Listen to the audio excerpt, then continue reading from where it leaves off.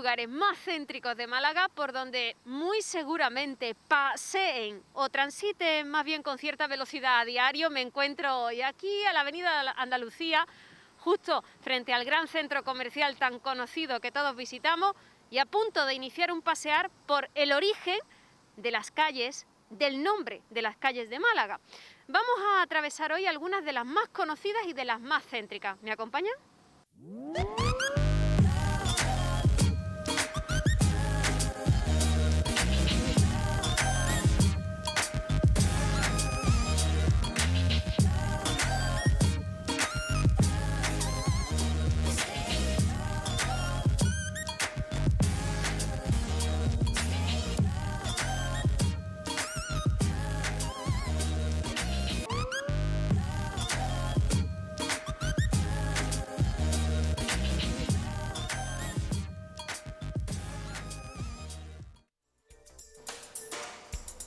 Están viendo estos árboles que son ficus, pero son ficus, no siempre fueron ficus. Estamos en la Alameda Principal de Málaga y la Alameda Principal recibe su nombre de eso, un paseo de álamos.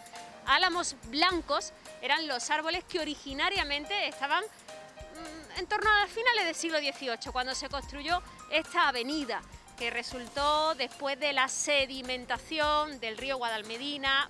Recuerden que las murallas medievales llegaban hasta aquí, luego lo iremos viendo en las calles que vamos a ir recorriendo, pero de la remodelación del siglo XIX están estos ficus y la fisonomía que hoy vemos actual y que reconocemos de la Alameda Principal, pero eran álamos. Ya por extensión se llama Alameda a cualquier paseo con árboles, independientemente de que sean álamos o chopos o no, o otro tipo de árbol. Pero de ahí viene su origen, eran álamos blancos los que daban nombre a esta Alameda. La Alameda Principal de hoy, la que están viendo, es una de las arterias principales, valga la redundancia, de nuestra capital. Una avenida que antes de que le robara protagonismo Calle Larios con su inauguración, fue el centro de la vida social malagueña. Los famosos y particulares ficus que hoy disfrutamos se deben a una remodelación de finales del siglo XIX. Antes estaba poblada, como les decía, por álamos blancos que le dan su nombre, Alameda. Y no había por entonces tráfico, básicamente porque tampoco había muchos coches. Su apertura sería posterior. La apertura al tráfico no llegaría hasta 1925. La Alameda Principal surge tras la muralla sur de la ciudad y gracias al suelo ganado al mar. Una ganancia que se debió a los aportes de arena del río Guadalmedina, propios de la corriente del río. Como se imaginarán, antes de su surgimiento, el mar llegaba hasta la calle Puerta del Mar, que le debe su nombre, porque lo que podemos decir es que en la Alameda no era campo, pero sí playa. Un mar que se iba consolidando en tierra paulatinamente con la retirada propia del mar a medida que el río iba aportando tierra. Su origen como calle se remonta a finales del siglo XVIII, en 1783, cuando el ingeniero López Mercader desarrolló un proyecto que aprovechaba ese arenal que se extendía fuera de la muralla sur de la ciudad. Es un cambio que tenía sentido, especialmente después de que la vieja Plaza Mayor se transformara en un paseo moderno que se convertiría en el centro social de la época. Fruto del trabajo de diferentes historiadores, sabemos que su trazado inicial limitaba al oeste con el castillo de San Lorenzo y al este con un ángulo de la misma muralla, que aún seguía en pie. Pero entonces nada tenía que ver con la calle que vemos ahora. La modificación que la dotó de la fisonomía que hoy conocemos se fraguó en el siglo XIX, cuando se la dotó de una doble hilera de árboles y un ensanche en la parte central. Entonces no había construcciones a sus lados y el mar apenas estaba separado por unas casetas de madera en las que se vendía comida. En noviembre de 1785 fue cuando las autoridades de la época se congregaron para celebrar su nacimiento, aunque su origen más propiamente dicho no llegaría hasta más o menos un siglo después, con su inauguración oficial. Con la inauguración oficial de Calle Larios en 1891 y la construcción del Paseo del Parque en los primeros años del siglo XX. De hecho, no es hasta 1816 cuando se la empezó a denominar Paseo Nuevo o Alameda. Recibió otras denominaciones más adelante, tales como Paseo Real o Salón de Bilbao, en homenaje a la defensa de esta ciudad ante el asedio de los carlistas.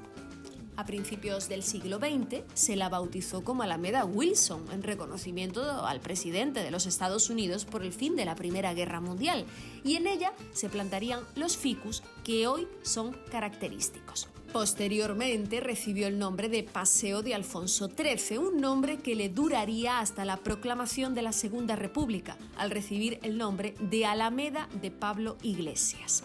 Con cada cambio político un nombre nuevo, porque después la dictadura la impuso en el callejero como Avenida del Generalísimo, y al fin la llegada de la democracia representó el bautismo de lo que hoy todos conocemos como Alameda Principal. En la Alameda Principal, ya desde sus albores, como Paseo Nuevo, estuvieron ubicadas las casas de las grandes familias acomodadas de la ciudad, especialmente poco después de su inauguración y del derribo de la muralla y posteriormente del castillo de San Lorenzo.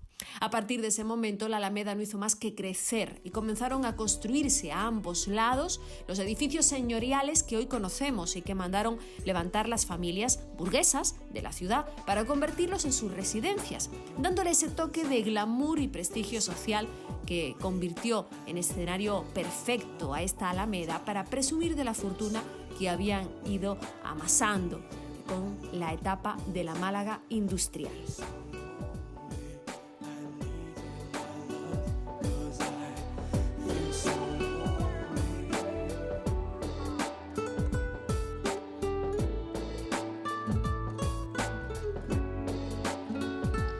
Les voy a proponer un paseo por algunas de las principales calles que confluyen en esta Alameda Principal que recorremos hoy en este pasear por Málaga. Una de ellas, de las más conocidas, probablemente sea esta Alameda de Colón, una prolongación donde estaban los árboles, la Alameda, que ya les recuerdo que no necesariamente tenían que ser álamos, y sobre todo una calle que a mí me llama particularmente su atención por su nombre originario. Era el Paseo de los Tristes, así le conocían en Málaga y así todavía le recuerdan algunos de sus vecinos más antiguos. El Paseo de los Tristes. Aquí paseaba mucha gente que estaba un poquito triste, un poquito alicaída, pero ¿qué les parece si profundizamos un poquito en su historia? Y de la Alameda Alegre a la Alameda de los Tristes. El cambio en el trazado de la Alameda Principal permitió su ampliación hacia la zona oeste y la conexión con la actual Alameda de Colón, que por entonces tampoco se conocía con este nombre, sino con el de Alameda de los Tristes. ¿Por qué? Así la rotuló la administración local en referencia a la paz que se respiraba en la vía. Hay que tener en cuenta que era un lugar apartado, próximo a la desembocadura del río Guadalmedina y cercano al puerto. Así que también era transitada por personas más deprimidas económicamente de las que disfrutaban de la Alameda Principal. Hoy, curiosamente, es una de las más ruidosas. Fíjense en el tráfico que la atraviesa. Además, y al contrario que la Alameda Principal, en la Alameda de Colón de aquel entonces no había iluminación, por lo que adicionalmente era un lugar sombrío y efectivamente triste. Imagínense que hasta los años 30 del siglo XIX la Alameda Principal tenía iluminación propia y 20 años más tarde las farolas de aceite se cambiarían por las de gas.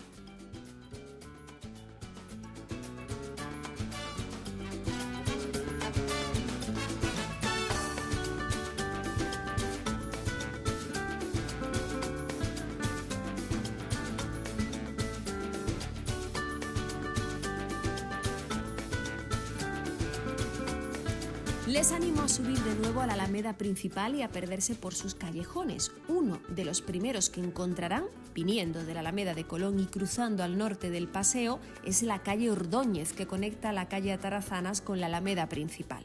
Su nombre se lo debe a Melchor Ordóñez Viana, un abogado que nació en 1811 y murió 49 años más tarde. Fue decano del Colegio de Abogados, así lo recoge Domingo Mérida en su enciclopedia del callejero malagueño, y además fue gobernador de Málaga, aunque entonces se le llamaban jefes políticos. Lo fue desde el 27 de septiembre de 1843 hasta el 6 de noviembre de 1848. Secretario de Estado y del despacho de Gobierno de Reino y ministro de Gobernación con Isabel II, fue además jefe de primera clase de la Administración Civil, gentilhombre de Cámara de Su Majestad y caballero de la Orden de Carlos III e intendente de Marina. De la historia de Ordóñez cruzamos a la de Atocha, un pasillo pequeñito que conecta el pasillo Santa Isabel con Panaderos. Ojo, que este lugar era conocido como la Bajada de los Lavaderos del Río. Pueden imaginar por qué. Su nombre se lo debe a una imagen de la Virgen de Atocha que existía en la pared y a la que nunca le faltaban flores y velas. Un trozo de pared que se derribó en 1896 y que se llevaría a San Telmo.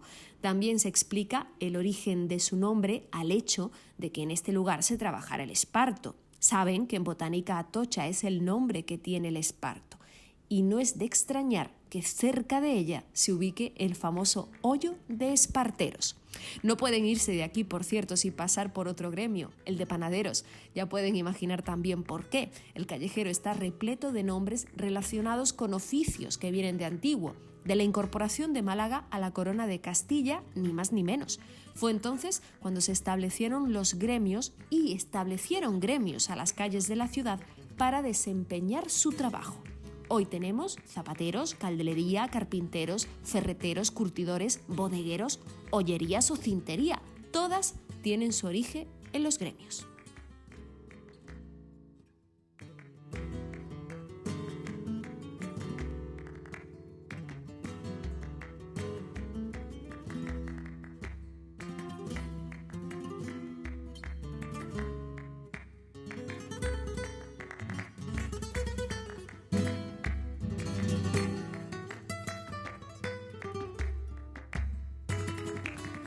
Torregorda, ¿les suena esta calle? Seguramente que sí. Si han venido a la Semana Santa de Málaga o son asiduos a ella, han pasado por aquí. Es la calle que conecta la Alameda principal y que da justo enfrente con el mercado de Atarazanas. Hasta aquí, como les decía, llegaba la fortificación medieval.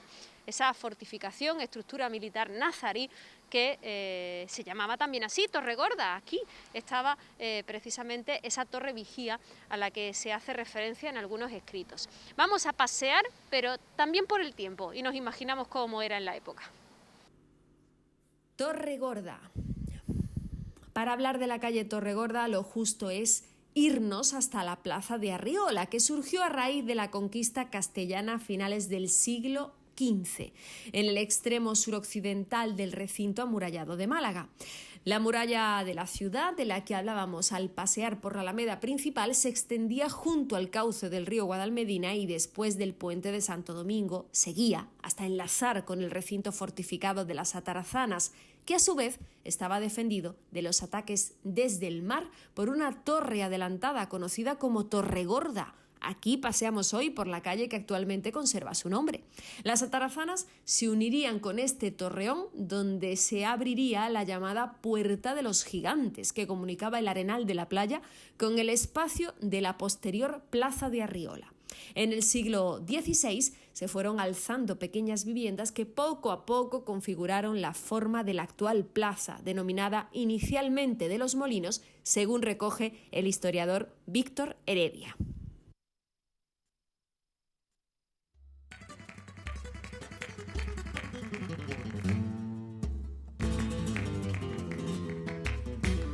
Puerta del Mar era precisamente eso, una puerta al mar. La puerta del centro al mar. Recuerden que el mar llegaba justo hasta aquí. Es que Atarazanas eran los astilleros, eran los astilleros de aquí, de la muralla nazarí, la fortificación de la ciudad. Estamos intramuros y allí, aquí, se abriría una puerta al mar donde se recibían esos barcos que, imagínense, llegar barcos justo prácticamente hasta aquí. Recuerden que a raíz de la sedimentación, de esa arena que iba aportando el río Guadalmedina hacia el centro de la ciudad, a raíz de las corrientes propias, fueron las que hicieron ganar esos terrenos con los que la ciudad ha ido creciendo posteriormente. Pero puerta al mar es literalmente eso, una puerta al mar. No dejamos de hablar de la muralla que defendía Málaga en la etapa medieval al pasear por Puerta del Mar. Esta puerta fue precisamente la más importante que se abrió en la muralla.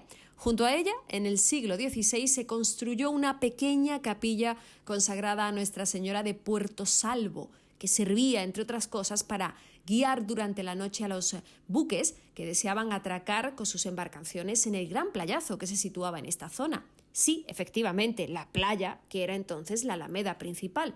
Fíjense que la Puerta del Mar conecta con Atarazanas y con la Alhóndiga, hoy Plaza de Félix Sáez, es decir, con el lugar donde se encontraba el almacén de alimentos, donde los barcos podían descargarlos, sobre todo esos que llegaban hasta Málaga. Estamos hablando de la etapa musulmana.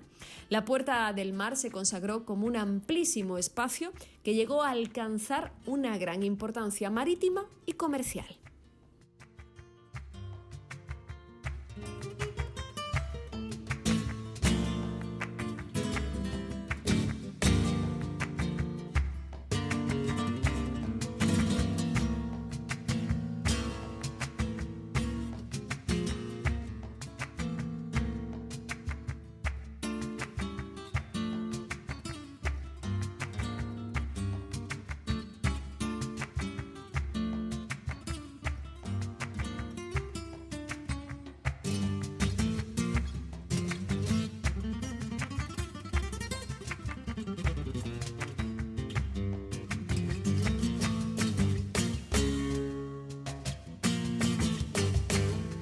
No podíamos dejar de recorrer Calle Larios. Esta es la calle icónica, la calle principal, el emblema sin duda de Málaga.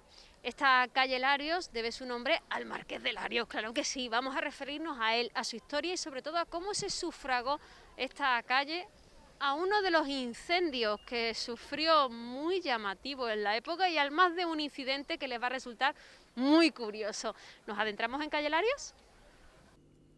El nombre de Larios no es un secreto, es sobradamente conocido que la calle Larios lleva el nombre de Marqués de Larios en honor a Manuel Domingo Larios, segundo Marqués de Larios, como deja patente además el conjunto escultórico de Bellúrie, la intersección con la Alameda. El primer proyecto para la apertura de calle Marqués de Larios fue realizada por el ingeniero José María Sancha, aunque fue más tarde modificado. Este primer trazado de la calle partía, pues como ahora, desde la Plaza de la Constitución, pero discurría por las calles Toril, Salinas, Desengaño, que es la actual Strachan, Plaza del Obispo, Sancha de Lara y San Juan de Dios. Fue en 1880 cuando el entonces alcalde de Málaga, Alarcón Luján, hizo públicas las bases de una sociedad anónima para promover la construcción de esta calle, considerada una de las calles decimonónicas más elegantes de España. El capital de la misma se fijó en 1 millón de pesetas de la época, que no era precisamente chocolate del loro, un dinero que se distribuyó en 40 acciones de 25.000 pesetas cada una y que fueron adquiridas por una familia Larios en su mayoría, haciéndose así cargo del proyecto y dueños y señores de esta gran vía, por lo que en 1887, con el mandato de Liborio García como alcalde, la responsabilidad de las obras pasó a manos de la Casa Larios, mientras que las obras tuvieron lugar en esta época por el arquitecto Eduardo Strachan Viana Cárdenas. La calle se inauguró el 27 de agosto de 1891, siendo alcalde Sebastián Subirón Torres.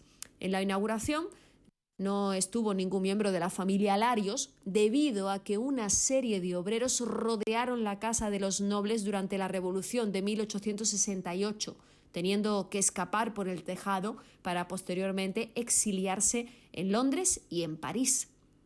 Con la proclamación de la Segunda República en 1931, la calle fue renombrada como calle 14 de Abril. Tras la Guerra Civil Española se le devolvió el nombre original a la vía.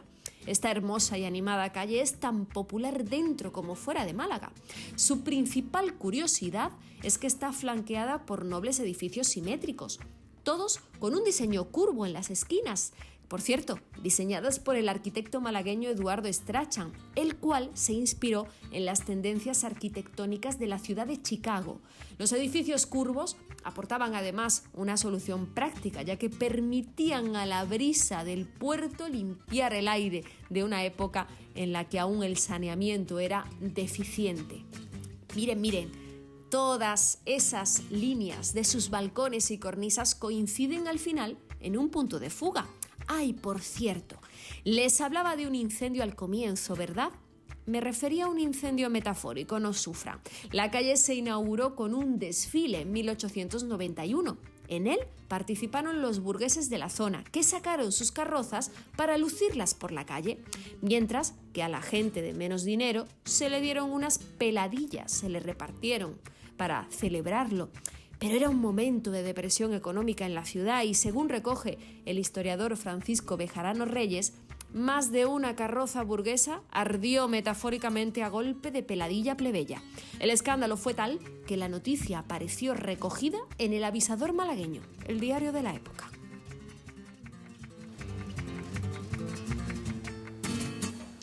Acaban de ver a don Manuel Domingo Larios, segundo marqués de Larios. Yo no podía dejar, después de un paseo tan intenso por lo que era la zona burguesa por excelencia y aristócrata malagueña, para despedirnos aquí el marqués y la princesa y seguir paseando por Málaga, como ya saben que yo les invito, conociendo la historia de nuestra ciudad para quererla, si cabe, un poquito más.